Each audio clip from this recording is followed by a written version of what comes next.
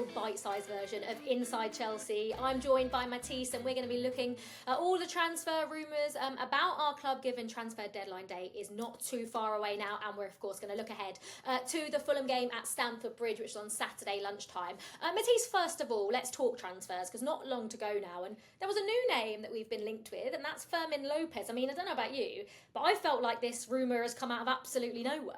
Yeah, very random for me as well, because of course it's been very heavily reported that Chelsea are interested in Garnacho, Xavi Simons, and they basically can't get either of those deals over the line until they move on Jackson and Nkunku. And then this player, López, comes out of nowhere from Barcelona, where I didn't even realise he was available.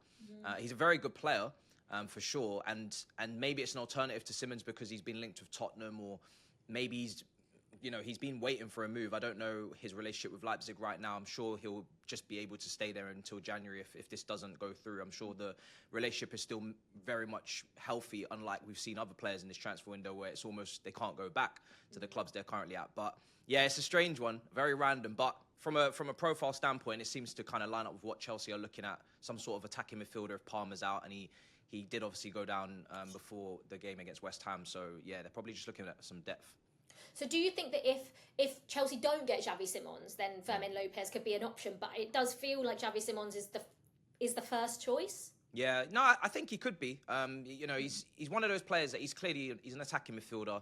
He kind of reminds me of like Mason Mount a little bit before the injuries, especially when he was two-time Player of the Year at Chelsea. Someone that, yeah, you have a favoured position of an 8 or a 10, but they can do a job in other parts of the pitch if you do move them out wide. They can get in between the lines and kind of link play up. So I like him. He's a good player. I've not seen loads of him, but I think Chelsea, it seems like a profile that they're sticking to this window where they want a replacement for Nkunku, but they want someone that maybe can, kind of go in between midfield and attack quite seamlessly. Yeah, and someone we've been linked with this whole window, and it doesn't look like slowing down anytime soon, is Alejandro Garnacho. And it feels like Man United want a certain amount, Chelsea want to pay half of that amount. Do you think, I've always thought that he'll be a Chelsea player come the end of the window, and I think I still think the same. Do you think that? Yeah, it seems like it will be, because the way that it's being reported, it seems like it's guaranteed to happen. Yeah. Chelsea obviously just need an exit, and that's the more tricky thing, is who's going to pay the money up front for Jackson or Nkunku. But with Garnacho, I think Chelsea should be taking this right down to the wire. Man United have no, bargaining power. They have no real say on where he goes, because he's been rejecting approaches from all other clubs, whether it be Bayern Munich, whether it be, Napoli or even outside Europe. He doesn't want to go anywhere but Chelsea. That's what it seems to be. So he's obviously agreed personal terms, and now Man United, they don't have him included in their squads. They're not using him. The relationship there between him and the manager's broken down. So I think Chelsea could get him at a real cut price at the end of the window, unless Man United are willing to have him in the reserves and wait until January, which I don't really see why they would be willing to do that. So yeah, I think Chelsea they're in a strong position. It's one of the strongest positions I've ever seen with a club going for a player, to be honest. Would you be happy with Alejandro Garnacho? Because I know there's a lot of Chelsea fans out there that aren't as set on him, but I think the fact that we're all sort of come around to the idea that it's probably going to definitely happen. Yeah. They're just like, oh, okay, well, there is potential there, and maybe a new club is a new start and a new beginning for Alejandro Garnacho. Yeah, I'm trusting that our captains, James, Enzo Fernandez, Colwell, of course, out injured, but still play a big presence in the training ground. I'm hoping they kind of do lead from the front with him, because obviously there has been some issues off the pitch, or there has been some kind of drama around him since he's in the last couple of months, at Manchester United. But am I absolutely elated with this one? No. Personally, I would have preferred another player to come in. I feel like we could do with some consistency. We could do with some guaranteed quality on that left wing. I feel like we've already got a young, developing, improving player in Gittins. And the reason why I say it is more because of where we are. I feel like the mentality shift in the team, the kind of culture environment we've built in the last few months, winning the Club World Cup. I actually think Chelsea could take a really good push for the league. You can see other teams have got defensive issues in the opening weeks. They've got players that they need to get over the line in the transfer window this week as well. It's not like anyone's head and shoulders out front that we can't keep up with. So personally, I would have preferred someone of a higher level. But if he comes in, of course, he's Chelsea. We've got to back him from day one. And like you said, he's young. He's only 20. He's had a lot of minutes. So I'm hoping that he could kick on here. Yeah, talking about outgoings then, because obviously, like we say, we can only bring in the likes of Xavi Simons and Alejandro Garnacho if Nicholas Jackson and Christopher Nkunku do get sold. I mean, where do you stand on Nicholas Jackson? Because I've always said that I know he's raw. I know he's had a few discipline issues. That obviously the red card against Newcastle hasn't helped or got in his favour. The red card in the Club World Cup as well. Yeah. I just don't know how confident. Not that I feel in João Pedro and Liam Delap because I really like them too. I like them individually. I like them playing together. But I just don't know how I feel with going into such a long season in the Champions League with so many games with just those two. You know, João Pedro, I know he can play there, but he's not an out and out number 9. Liam Delap is. Yep. I just think Jackson could help us, but it just feels like the relationship feels like it's done on both parts. Yeah, I agree with you, to be honest. I want 3 strikers. I know in modern football people say a lot of teams have 2 strikers, but for me, when have Chelsea ever copied what others do? Do you know what I mean? Yeah. We're in 4 competitions. I'd love us to go all the way in all of them. I think we could definitely get a 3rd star. You know what I mean? If we really go for it, there's no reason why not. We're great in knockout competitions. Honestly, you know? we actually are. We are built. We are built for knockout that. football. We always have been, and we always will be. Absolutely, absolutely. And I look at the days of even when you had like Demba Ba, Torres, and Eto'o, and you know in Mourinho's first campaign. I feel better with 2 strikers and 3 strikers, and I feel like 2 striker systems is something that we shouldn't rule out tactically for Maresca. We saw it against West Ham. He played João Pedro with Delap. And that created a whole different type of dynamic. Delap was able to kind of occupy centre-backs, play on the last line, kind of bully them, and João Pedro got all that extra space to kind of box, crash, and create, which he did for Pedro Neto's goal. So I would like to be able to play with 2 strikers, but when we did that, we didn't have a striker on the bench. So that's the thing, and it's very difficult to kind of find a striker that's willing to play that role that Jackson's currently potentially could play. And be happy. And initially the reports were he wants to fight for his place, he wants to be here. But it does feel like Chelsea are eagerly looking for a fee because there is a massive profit margin to be made on what we paid from Villarreal to what we could potentially get now in this market with what you see with the fees banded about. So I think it'd be a big shame. I think it's a bit of a risk for sure. I agree with you. I personally would look to replace him and get another striker in if we did let him go. But we'll have to see what happens. But it's definitely a gamble. I think one injury and you're kind of in a situation where Neto has to go up front off the bench as a winger again. Yeah, I'm not sure how I feel about that. Like, but I think the problem is that how happy is Nicholas Jackson going to be playing that role, you know? And if he doesn't want to play that role, then fair enough, because he could definitely go to. I look at Newcastle or you know any of the teams. If you know. I don't know, wherever, Villa, if Watkins maybe goes or whatever. But I still think he can do a job, and I'm a bit sad because I do think it's inevitable that he probably will leave Chelsea. There's been another little rumour, I don't know how reliable it is, that Tyreek George could be on his way out as well. I mean, getting 20 million for him would be something. I think that's the rumoured number that Roma apparently want to play. I mean, it would be sad to see him go, but just like where does he fit in this Chelsea team currently? Yeah, thing is with Tyreek George is we tend to have quite a big influx of attackers every summer as well. You know, you got Quenda 2026 from Sporting Lisbon, Kendry Pires is on loan at Strasbourg. Yeah. I'm sure there'll be more, you know, players coming through. Of course, we've just spoken about Xavi Simons and potentially Garnacho. So there isn't really any space, and I feel like he could do with the game time. He's definitely talented. We saw it against Fulham away. What a massive goal that he scored to equalise, to kind of set Chelsea back on the right path for Champions League football. I feel like he for me, he's not a touchline winger. I look at him and I think he gets a really good shot off. He's really good in maybe the pockets or just closer to goal. I look at maybe even like, he won't go there, but Manchester United's kind of system where you have the tucked in 10s. I feel like he's better in maybe a system like that. So if he was to go to a Leipzig where they do, you know, play with maybe 2 up top and he's a shadow striker or something like that, tactically that might help him. I think there's goals in his game, definitely. Yeah. The way he strikes the ball and he struck it for Chelsea, he looks like he can get goals. So yeah, I like him as a player. But if we put a buyback there or there's some sort of clause where there's a way back from him in the future, I think he's a good player to keep an eye on for sure. Yeah, I think there was a sell-on clause, I think, that Chelsea wanted to put in. But yeah, I think most Chelsea fans would agree with you. It would be a little bit sad to see him go, but I think 20 million for a player that's played a handful of games. Yeah. And it probably makes sense for him as well. He wants to go and play football and he's not going to get regular playing time at Chelsea. Let's look ahead to the Fulham game then, because this was a game in which we lost last year. It was funny. We did to Fulham at their ground what they did to us at Stamford Bridge, and it was a killer. It was a last minute. We were 1-0 up, weren't we? And then lost. We were, yeah. Christmas time always gets us. Oh, classic Chelsea meltdown at Christmas. Hopefully not this year. Yeah. But it was obviously following on from West Ham. It was, no Palmer, no problem. Mm. It doesn't look like he's going to be fit for Fulham. Even if he was fit, I don't think we should play him. I think we should rest him until after the international break. Hopefully he doesn't go away with England. Yeah. But I was pleasantly surprised by... Do you know what I was most surprised with in that West Ham game and gave me great confidence going into Saturday is that we didn't panic when we went 1-0 down, and we didn't panic. We probably wouldn't have panicked had we have gone 2-0 down, but the reaction to going 1-0 down, I remember times last season and the season before, I was thinking, oh God, if we go 1-0 down, the game's over. Yeah. Because we just don't know how to respond. But yeah, that gave me a lot of confidence seeing how those players reacted. And really, by the end of it, we didn't even need to get out of first gear, did we? No, absolutely, smashed them to pieces in that match. We just dominated.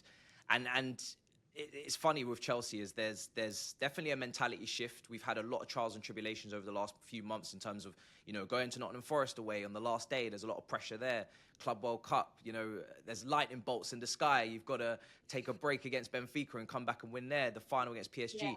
Yeah. There's something different about this team, and it's clearly the maturity and the fact that they're all aging and obviously growing and improving together. And you're right, we trust this team now to kind of deal with the circumstances that come their way. And I feel like this game, West Ham are a really poor team right now, and Palace obviously, they're really organised and a really good team. We saw that against City and Liverpool in the respective finals. This is a really good kind of medium where I feel like Fulham at home, if you're in a title race, if you're serious about contending at the top end, you've got to win games like this, and they've got a good manager and pretty settled squad. Didn't really make many changes in the transfer window, so I'm looking forward to it. I think we'll be really good, and I'm looking forward to just watching Esteval as well, because that's the guy that with 5 minutes, to go to the game, he had to emergency make himself available and go into that team, and what a performance! The assist, the dribbling. Should have scored though. Oh, he should have. Oh, honestly, I was in the way and going, just why didn't you take a touch? And the ball from Reece James was just immaculate. Imagine how much Chelsea fans would have absolutely gone crazy. And a Reece James assist like that and an Esteval finish. That is what we're waiting for, isn't it? Absolutely. And you know what, Liv, as well? This is the funny thing. This is the second game week in a row where he's nearly scored, because against Palace as well, he kind of slipped before he shot. Andre Santos, another one I'm a massive fan on. He could have scored at the end of the game against Palace. We could have had massive limbs there as well. So we're getting there with these Brazilian talents. I think a goal is definitely coming. I wouldn't be surprised if it came in this game for Esteval, to be honest. He's so brave on the ball. He's so daring. So yeah, I'm just looking forward to watching him again.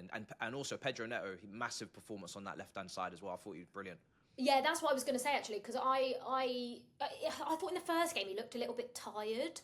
Just thought it wasn't like the same Pedro Neto that has this burst of pace and burst of energy, but I absolutely saw that against West Ham. I actually thought he was one of the best players on the pitch. Yeah, I agree. So tenacious, so hard-working. Kind of reminds me of Willian in a way when we had him, and he was kind of on the opposite flank to Hazard.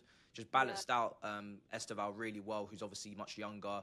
He's going to have a little couple backflips and kind of turn over the ball a little bit, but that happens when you're obviously trying to impress. Pedro Neto just gives you that kind of stability on the other side where he's just going to track his runners. He's going to be up and down, and yeah, he was just brilliant. Back post, great finish, and just exactly what we needed over there. Yeah, absolutely. Obviously, Maresca decided to start Liam Delap and João Pedro, which sort of meant that João Pedro had a little bit more of a free role, sort of came deeper to pick up the ball every now and again. Did you like the way that looked? Because I quite liked it. I was quite pleasantly surprised with how they played together. Yeah, I did. And do you know what's funny? When we signed him, that's exactly the role I thought he would play.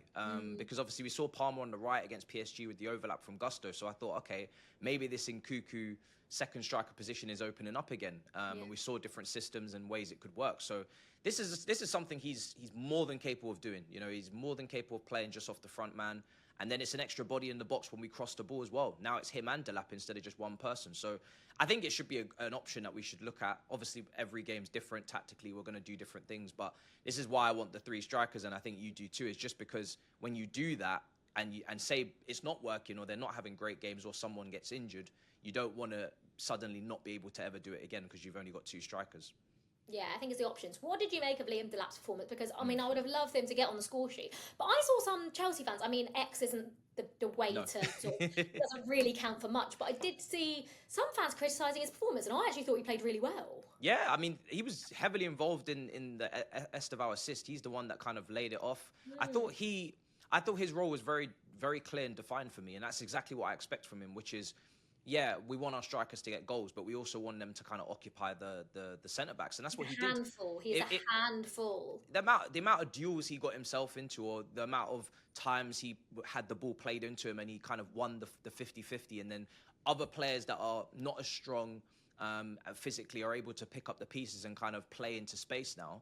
He's the decoy, and I think a lot of people have to get used to the fact that his role and the way he plays is not going to be as the way João Pedro plays at his best, or the way Jackson played at his best. His role is going the other way, running towards goal, making those kind of selfless runs where someone might not play him in, they might not find him, but he's taking attention away from others, so there's that space. And the fact that he's able to do that at a young age is brilliant. And we all know he can strike a ball. We all know that he's ready to score goals. So for me, he did it at Ipswich. I'm not worried about him. We didn't pay a lot of money for him as well. I think he's just a really good option to have in the squad. Yeah, he definitely is. I really, really like Liam Delap. And because obviously we don't think Cole Palmer's going to be fit for Saturday. Even if he is, I genuinely don't think I would risk him. I just don't think it's... Yeah. I think we're in a position now where we're at like a luxury where we can actually not play Cole Palmer. It doesn't feel like we have to rely on him as much. Obviously, Fulham are a much better side than West Ham. So do you think that Maresca will go with them both again, or do you think it will be obviously a different game, so he might go with a different setup? Yeah, it's interesting because how will Fulham approach this? Will it be a low block? Will they come at us? I think if we had maybe Xavi Simons and Garnacho already signed, I think there'd be more room for maybe a surprise in the lineup. But because we haven't got those guys in time for maybe training and tactical, information and instructions to get across, I wouldn't be surprised if it's the same. I think Estevan has to start on that right-hand side. He's been dangerous in both the games he's played over there. Palace, he had a really good influence as well, created a chance and then he scored. I like Neto on the left. I think he's just as capable on the left as he is on the right. And Gittins could be a really good option off the bench, just an extra burst of pace. And then if we are winning, he can come on and kind of stretch teams and kind of take advantage. So I think it's the same attack for me, Liv. I think it worked really well. And then if Palmer then is fit, let's go after the international break, which is fine. Is it basic then Liam Delap drops back out? Do you think he's only experimenting with that because of Cole Palmer or not?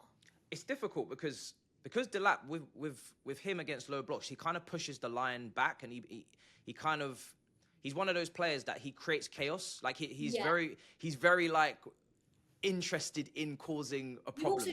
You just don't sometimes I watch games and I just think, oh my God, like these defenders have had it so easy. Exactly. Like, there's no one running in behind. There's no one challenging for, I remember when he played for Ipswich, the amount of he was just, like you say, chaos. Against us, yeah. Oh my God, against us, especially the game at Portman Road. Jesus, It was just constant, and he never gives you a second to breathe. And I think that's where, don't get me wrong, João Pedro has that little bit about him as well, where he likes to put himself about a bit. Yeah. And I think together, that's where they both want to do that, which I think is really good. And I think you need players like that and make a difference. Absolutely. You don't want, when you're going up against a team like that, you don't want to take the pace down to the lowest level and make everything predictable. And you want to kind of make it unpredictable and fight, to a degree on that last line. So for me, I can see a world where Palmer, even if he is ready, he's on the bench just to keep him, under cotton wool, and you don't want to almost advertise him to England too much, so they take him for international break. He's absolutely injured for that.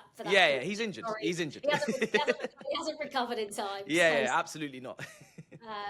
Okay, score prediction. What do we think? Hopefully, it doesn't go as badly as the last time we played them at Stamford Bridge. Yeah, no, I'm definitely feeling good about this. I'll probably go Chelsea 2, Fulham 0. Yeah. I'm going to go 2-1 just because I think we always seem to concede, but hopefully it's 3 points. And if it is, I'd look at that start of the season and go, actually, it's pretty strong and we're in a good position, especially going into the international break. Matisse, thank you very much. Pleasure. Always a pleasure. Thank you for watching this little bite-sized version of Inside Chelsea. We'll be back very, very soon. See you next time. Bye-bye.